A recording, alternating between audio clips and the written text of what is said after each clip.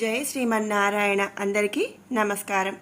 ఈరోజు మన వీడియోలో విష్ణు సహస్రనామంలోని 53వ శ్లోకంలో ఉన్న నామాలు, వాటి యొక్క పూర్తి వివరణ తెలుసుకుందాము.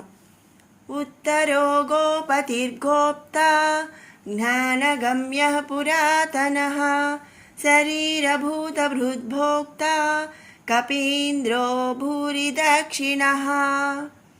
ఉత్తరః దేవతలకు రాక్షసుల భయం చేత, మానవులను జనన మరణాదుల భయం చేత రక్షించేవాడు శ్రీమన్నారాయణుడు అనమాట. రాక్షసుల నుంచి మరి దేవతలను కానీ, జనన మరణాదుల నుంచి మరి మానవులను కానీ రక్షించేవాడు ఒక శ్రీమన్నారాయణుడు మాత్రమే. తనను ఆశ్రయించిన వారిని సకల ఆపదల నుండి కూడా తప్పిస్తాడు. తనను ప్రార్థించిన గజేంద్రుడిని మొసలి బారి నుండి రక్షించిన వాడు శ్రీమన్నారాయణుడు. అసలు మరి గజేంద్రుడిని మొసలి నుంచి రక్షించడం ఏంటి అంటే, గజేంద్ర మోక్షం అని మనకి చాలామందికి తెలిసే ఉంటుంది. గజేంద్ర మోక్షం అంటే ఏంటి అంటే, మరి ఒకానొక టైంలో ఒక గజేంద్రుడు నీళ్లు తాగటం కోసం ఒక చెరువులో దిగాడంట. దిగినప్పుడు మరి ఎక్కడి నుంచి వచ్చిందో ఒక ముసలి వచ్చి ఆ నీటిలో మరి ఆ గజేంద్రుడి యొక్క కాలు పట్టుకుంది. ఇక గజేంద్రుడు శ్రీమన్నారాయణుడిని మరి ఆ మొసలి పట్టుకున్నప్పుడు దాని నుంచి విడిపించుకోలేక శ్రీమన్నారాయణుని మరి గజేంద్రుడు శరణు వేడాడంట. ఆ సమయంలో శ్రీమన్నారాయణుడు మరి తన భార్య అయిన లక్ష్మీదేవితో ఏకాంత సేవలో ఉన్నప్పటికీ కూడా ఎప్పుడైతే ఈ గజేంద్రుడు మరి శరణు వేడాడో తక్షణం ఆ తల్లిని కూడా, అంటే మరి ఆ తల్లి చీర కొంగు కూడా ఆయనకి పట్టుకున్నది అని తెలియక మరి వచ్చేస్తాడంట ఆ గజేంద్రుడిని కాపాడటానికి. ఆయన వెనక మరి ఎందుకు స్వామి ఇంత హడావుడిగా వెళ్ళిపోతున్నాడు అనే ఆలోచనతో మరి లక్ష్మీదేవి ఆగమంటున్నా కూడా ఆగకుండా వచ్చేస్తుంటే ఆయన వెనకాల అమ్మవారు కూడా వచ్చేసిందంట. ఆ విధంగా మరి ఆయన వచ్చి ఇక మొసలి బారి నుంచి గజేంద్రుడిని రక్షించాడు. ఎవరైనా సరే మరి దేవతలు కానీ, మానవులు కానీ, ఒక జంతువు కానీ, ఏ జీవులైనా సరే స్వామిని శరణు వేడటం ఆలస్యం వాళ్లను ఎలాంటి ఆపదల నుంచైనా సరే రక్షించేవాడు శ్రీమన్నారాయణుడు అన్నమాట. అలా గజేంద్రుడిని కూడా మరి మొసలి బారి నుంచి మోక్షం కలిగించాడు. అందుకనే దాన్ని గజేంద్ర మోక్షం అని చెప్పి అంటూ ఉంటారు. అలా మరి ప్రతి వాళ్ళని కూడా మరి ఆపదల నుంచి తప్పిస్తున్నాడు, రక్షిస్తున్నాడు. కాబట్టి స్వామిని ఇక్కడ ఉత్తరః అనే నామంతో మనం స్తుతించుకుంటున్నాము. తర్వాత నామం గోపతి. గోపతి పరమేశ్వరుడు నాద బ్రహ్మనాదము నుండి వర్ణములనేవి పుట్టాయి. వాటి ఉచ్చరణ చేత, అంటే వాటిని పలకటం చేత వాక్కు అయినదనమాట. అటువంటి వాక్కునకు అధిపతి శ్రీమన్నారాయణుడు. ద్వాపర యుగంలో శ్రీకృష్ణావతారమును ధరించి గోపపాలకుడిగా మరి వర్ధిల్లినటువంటి గోరక్షకుడు శ్రీమన్నారాయణుడు. గో అంటే గోవులన్నమాట. గోవు సాధు జంతువు. సాధుతత్వం గల సజ్జనులకు ప్రభువు వంటి వాడు శ్రీమన్నారాయణుడు. ఈ గో శబ్దమునకు ఇంద్రియము అనే అర్థం కూడా ఉంది. కనుక ఇంద్రియములకు కూడా అధిపతి ఎవరండి? శ్రీమన్నారాయణుడు. అందుకనే స్వామిని అంటే గో సంరక్షకుడు, అలాగే ఇంద్రియములకు అధిపతి, అలాగే గోవు సాధు జంతువు కాబట్టి సాధుతత్వం గల సజ్జనులకు ప్రభువు వంటి వాడు అనే స్వామిని మనం ఇక్కడ గోపతి అనే నామముతో స్తుతించుకుంటున్నాము. తర్వాత నామం గోప్తా. ఈ సమస్త జగత్తును కూడా రక్షించేవాడు, రక్షకుడు శ్రీమన్నారాయణుడు. ఈ మాయా ఆవరణ కలిగినటువంటి ఈ నామాత్మక జగత్తునందు ఉన్న ఈ సకల జీవులను కూడా రక్షించేవాడనమాట. అంటే మనుషులనే కాదు, దేవతలనే కాదు, జంతువులనే కాదు, ఈ సకల జీవులను కూడా రక్షించేవాడు శ్రీమన్నారాయణుడు. అందుకనే స్వామిని మనం గోప్తా అనే నామముతో స్తుతించుకుంటున్నాము. తర్వాత నామం జ్ఞానగమ్య. జ్ఞానగమ్య జ్ఞానానికి గమ్యం వంటి వాడు, మన డెస్టినేషన్ అనమాట. జ్ఞానానికి డెస్టినేషన్ ఎవరండి? శ్రీమన్నారాయణుడు. పరమాత్ముడు సమస్త శక్తి సంపన్నుడు, అలాగే నిరాకారుడు. వేదములనందు, ఇతర ఉపనిషత్తులనందు, శృతులయందు చెప్పబడినటువంటి స్వరూపములను, గుణ స్వభావములకు అతీతుడు శ్రీమన్నారాయణుడు. పరిశుద్ధ ఆత్మస్వరూపుడు అలాగే ఈ అఖిలాండ కోటి బ్రహ్మాండ గల సమస్త జీవులందు కూడా అంతర్యామిగా ఉన్నటువంటి వాడు శ్రీమన్నారాయణుడు. అటువంటి పరమాత్మ స్వరూపము కర్మల చేత కానీ ఇంద్రియముల చేత కానీ మనకు పట్టుబడవన్నమాట. మన కంటికి కనిపించవు, మనం చేసే పనుల ద్వారా కూడా మనం పట్టుకోలేము. కేవలము జ్ఞానము చేతనే ఆ పరమాత్ముడిని కనుగొనటం అనేది సాధ్యమవుతుంది. జ్ఞానము కలిగినప్పుడు ఆత్మజ్ఞానము కలుగుతుంది. పరమాత్ముడు తన ఆత్మయందు అంతర్యామి అయి కొలువున్నాడు అనే విషయము ఈ జ్ఞానమును ప్రసాదించినటువంటి వాడనమాట. జ్ఞానము చేతనే తెలియబడినవాడు శ్రీమన్నారాయణుడు. అంతేకాని ఇతరములైనటువంటి కర్మల చేత కానీ యజ్ఞ యాగముల చేత కానీ తెలియబడని వాడు శ్రీమన్నారాయణుడు.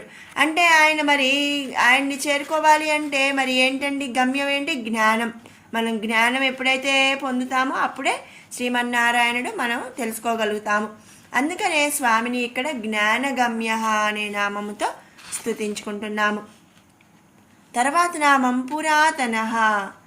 పురాతనమైన వాడు. పురాతన అంటే ఏంటండి? బాగా పాతది, మరి ఎప్పటిదో అయితే మనం పురాతనము అని చెప్తాము. పరమాత్ముడి ఇచ్ఛాశక్తి చేత సృష్టి కార్యం అనేది జరుగుతుంది. ఈ జీవుల కర్మ క్షరం కాగానే జగత్ అనేది లయమైపోతుంది. మరలా కర్మక్షరం కాని జీవులతో సృష్టి అనేది మళ్ళీ జరుగుతుందన్నమాట.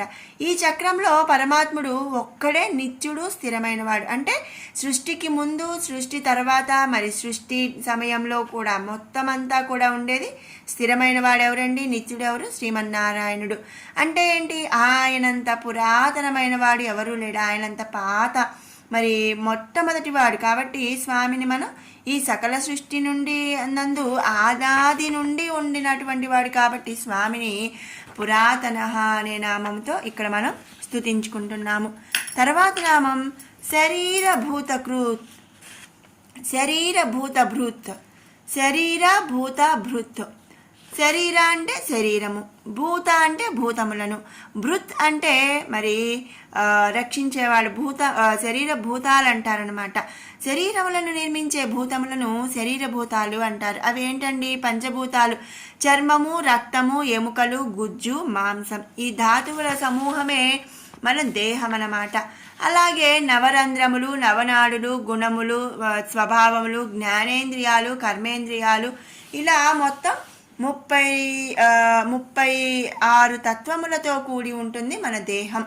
ఇటువంటి 36 తత్వములు భరించే ఆత్మనందు అంతర్యామి అయి ఉండే పరమాత్ముడే ఈ తత్వములను భరిస్తున్నవాడు.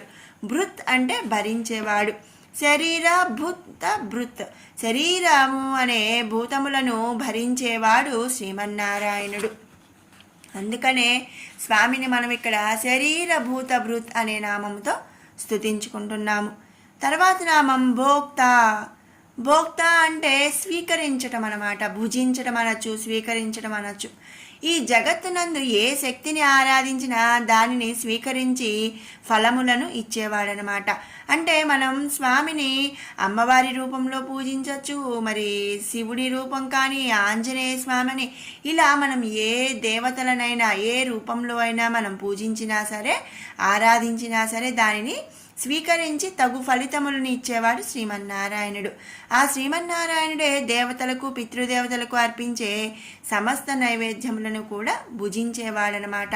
అంతేకాకుండా మహాప్రళయ కాలంలో ఈ సమస్త జగత్తును కూడా భుజించినటువంటి వాడు శ్రీమన్నారాయణుడు. అందుకనే స్వామిని మనం ఇక్కడ భోక్త అనే నామముతో స్తుతించుకుంటున్నాము. తర్వాత నామం కపీంద్ర. కపి ఇంద్ర. కపి అంటే ఏంటండి? కోతి, హనుమంతుడు, ఆంజనేయ స్వామి. ఇంద్ర అంటే మరి ప్రభు అన్నమాట. శ్రీ మహావిష్ణువు త్రేతాయుగమునందు ధర్మరక్షణ కొరకు రామావతారమును ధరించాడు. ఆ అవతారమునందు రావణ వధకై ఇంద్రాది దేవతలు కూడా తమ అంశల చేత వానరులను సృష్టించారంట. రావణుని పాపం పండి కర్మఫలం అనుభవించే సమయం ఆసన్నమైనప్పుడు, అంటే వచ్చినప్పుడు, ఈ వానర వీరులను రాముడు కలుసుకున్నాడు. మహాబల పరాక్రమవంతులు, కామరూపులు రావణ వధ కొరకు వానరులుగా భూమిలో అవతరించారు. అటువంటి వానర అంశలు ఎత్తిన దేవతలకు ఈ జగన్నాటక సూత్రధారి అయిన శ్రీ మహావిష్ణువే ప్రభువు. కపి ఇంద్ర మరి వానరులకు ప్రభువు. అందుకని మనం స్వామిని కపీంద్ర అనే నామముతో స్తుతించుకుంటున్నాము. మనం రామావతారమును శ్రీ మహావిష్ణువు ధరించినప్పుడు దేవతలు తమ అంశల చేత వానరులను సృష్టించారంట.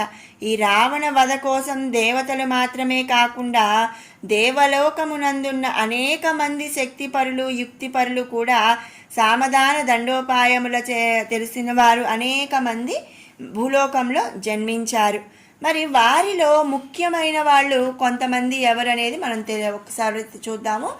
ఇంద్రుడు తన అంశతో వాలిని, విశ్వకర్మ అంశతో నలుడుని, బృహస్పతి అంశతో తారుడు, అగ్ని అంశతో నీలుడు, వాయువు అంశతో హనుమంతుడు, వరుణ అంశతో సుసేనుడు, అశ్వనీ దేవతలు అంశతో మైందుడు ద్వివిధుడు, కుబేరుడి అంశతో గంధమాధనుడు, సూర్యుడు అంశతో సుగ్రీవుడు, పర్జన్యుడు అంశతో శరభుడు.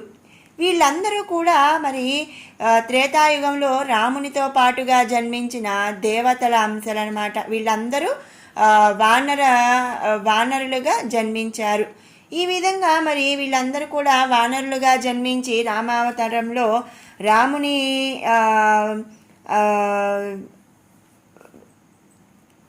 రాముణ్ణి కలుసుకొని మరి సీతాన్వేషణలో మరి రావణ వధలో మరి సహాయపడ్డారన్నమాట.